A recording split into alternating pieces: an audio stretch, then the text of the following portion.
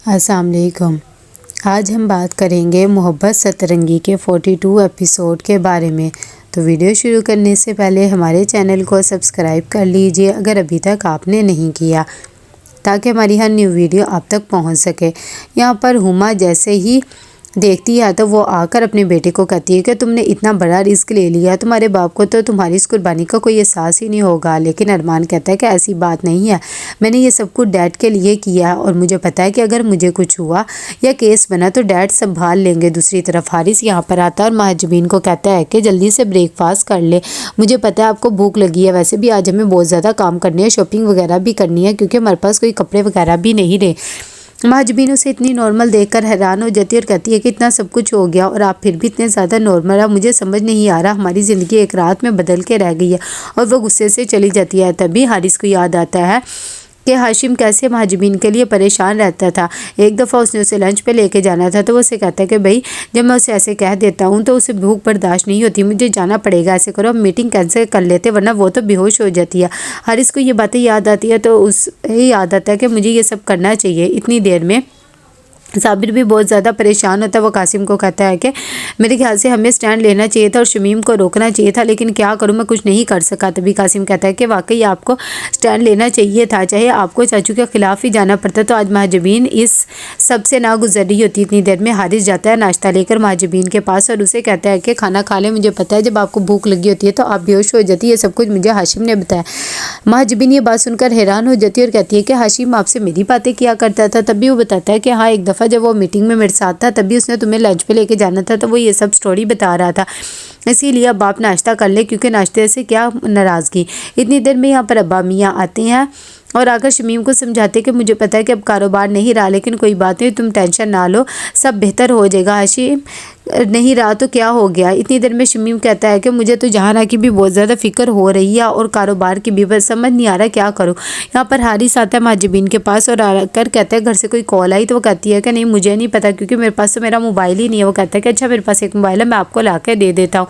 दूसरी तरफ यहाँ पर जहारा बहुत ज़्यादा परेशान होती है। जब सब घर वाले नमाज पढ़ के आते हैं तो वो कहती है कि मुझे आप लोगों से महजबीन के बारे में बात करनी है। ये बात सुनकर शमीम कहता है कि हमें उसके बारे में कोई भी बात नहीं करनी और मैं पहले ही तुम्हें कह चुका हूँ कि इस घर से अब उसका कोई भी ताल्लुक़ नहीं है। तभी जहारा कहती है कि ये फ़ैसला अब्बा मियाँ करेंगे और मैं आपसे दरख्वास्त करती हूँ, क्या एक माँ को एक बेटी से दूर रखना चाहिए, मैं चाहती हूँ कि आप लोग उसे माफ़ कर दे। वैसे भी अल्लाह पाक भी यही फरमाते हैं। दूसरी तरफ यहाँ पर हुसैन आरा भी बहुत ज़्यादा परेशान होती है। वो कहती है कि तुम दोनों बहनों ने ये चाँद चढ़ा के रख दिया और अपने माँ बाप को इस दोराहे पर ला दिया है, मुझे उसकी इतनी याद आ रही है, पता नहीं किस हाल में होगी। वैसे भी मुझे समझ नहीं आ रहा ये सब करके क्या मिला है। दूसरी तरफ यहाँ पर अरमान अपने बाप को बता रहा होता है कि सारे बिजनेस वगैरह मैंने हैंडल कर लिए हैं। इतनी देर में हुमा भी उसका साथ दे रही होती है कि वहाँ पर दिलावर कहता है कि हाँ भाई तुमने तो सब कुछ संभाल के रखा हुआ है, लेकिन मैं क्या कर सकता हूँ, मुझे तो अब ये यान की याद आ रही है कि इतनी देर में अयान भी आ जाता है। वो अपने बाप को आके बताता है कि मानूर के घर वालों का जो कारोबार था वो सारा जल के राख हो गया है। ये बात सुनकर उसका बाप ऐसा रिएक्ट करता है जैसे उससे तो कुछ पता ही नहीं। वो कहता है कि अच्छा ये सब कुछ कैसे हो गया, चलो कोई बात नहीं, सब बेहतर हो जाएगा, वैसे भी हम तो उनके हक में दुआ ही कर सकते हैं, तुमने बस टेंशन नहीं ले रही, तुम मेरे साथ मलेशिया चलो। ये बात सुनकर अरमान कहता है कि आप इसे कैसे लेके जा सकते हैं, ये डील तो मैंने करवाई है ना और सारी डिटेल्स भी मुझे पता है, मैं आपके साथ जाने वाला था। हुमा भी यही कहती है कि आप इसे क्यों लेके जा रही हैं। तभी दिलावर कहता है कि नहीं नहीं, तुम यहाँ रहकर सब कुछ संभाल लेना, मलेशिया में और ये चले जाएंगे, समझा करो। बेचारा खामोश हो जाता है। दूसरी तरफ हारिस यहाँ पर मोबाइल लाकर महजबीन को देता है और कहता है कि इसमें न्यू सिम भी है, आप अपने घर वालों से कॉन्टेक्ट कर लें और उनसे बात भी कर ले। लेकिन महजबीन कहती है कि अब मेरा वहाँ से कोई वास्ता नहीं है, मर गया मेरे लिए सब, क्योंकि जब मैं इतनी ज़्यादा मुश्किल में थी किसी ने मेरा साथ नहीं दिया, किसी ने नहीं सोचा कि हमारी महजबीन ऐसा नहीं कर सकती, मेरे लिए किसी ने स्टैंड नहीं लिया। हारिस जब ये बातें सुनता है तो कहता है कि अभी फ़िलहाल आप गुस्से में हैं, शायद इसीलिए ऐसे बोल रही हैं, ऐसे नहीं कहना चाहिए, वो आपकी फैमिली है।